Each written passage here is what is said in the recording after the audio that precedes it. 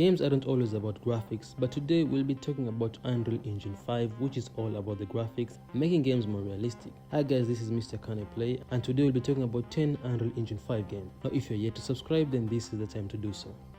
At number 10 is Immortal of Avium. Now this is more like a Call of Duty but with elite tactical wizards instead. Now this single player first person shooter has you shooting magic from your hands, and what I've seen so far is more like a story based Doom Halo vibe with what seems to be amazing characters and feels like a throwback to old school shooter campaigns, but with really stunning visuals, great cutscenes, very detailed characters, almost realistic with jumping into walls with these magical effects. And as much as it might seem a bit generic, I think it has more substance and is shaping up to be really pretty, with shooting green, red or blue magic from your fingertips with your enemies exploding, and this includes dragons.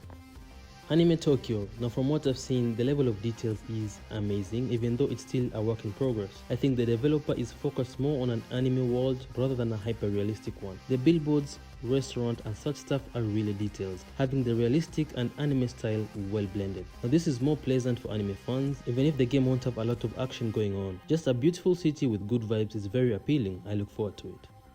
On Record. Now this is one that has got the internet all riled up. It's a first-person shooter more focused on an intense body cam perspective that looks so real that it's hard to believe otherwise, till the developer had to give proof that's an actual game. And this makes sense, probably because 1. The camera style makes it feel more realistic, and 2. The realistic Unreal Engine 5 environment. The gameplay looks good, a bit nauseating with all the movements and Rainbow Six type of vibe with a lot of shooting, but the developer assured us the game will have a good story and broke down what it will be about. Project Ryu. Now this is an RPG set in a virtual Korea with great detail and beauty, different atmospheric effects and lighting.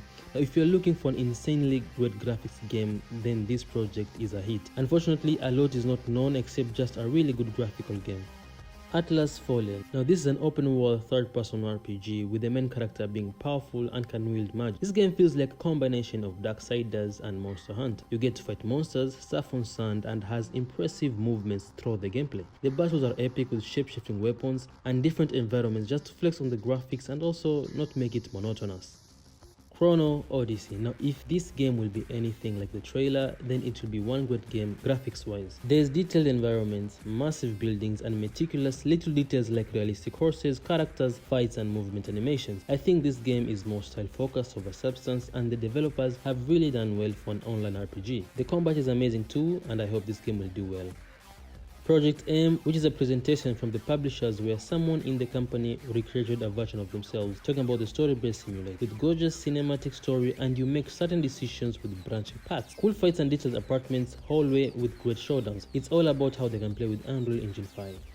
Stalker 2, although it's been delayed a lot, it's shaping up to be amazing. The Stalker game is significant of course because of how incredible they were on PC, creating a subgenre. Now I've been looking forward to this one, and it being on Unreal Engine 5 is a fantasy come true, with greatly detailed environments like dark areas being really dark or light from a fire dancing across the walls, and how objects are flying around due to a scientific anomaly. This open world has great graphics, and hope the final product will be as visually stunning as the trailer.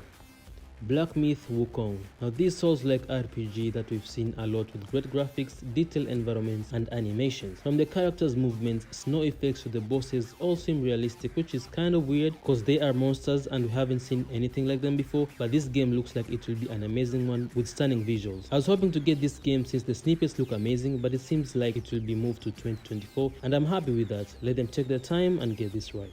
And my final game is Senua Saga Hellblade 2. Now I'm a big fan of the original saga, which had a great story, but this one comes with great visuals, and from the Xbox showcase we get to see Senua fighting the giant guy, which was an insane scene with all the water, mud and fire effects being out of this world. Now from what I've seen, this game will be impressive graphically. We are yet to see the combat and gameplay, so I hope that will be better than the first one, and I can't wait for it to be out. Now if you enjoyed this video, then hit the like button, subscribe to my channel, let me know what you think in the comment section. Videos released every day.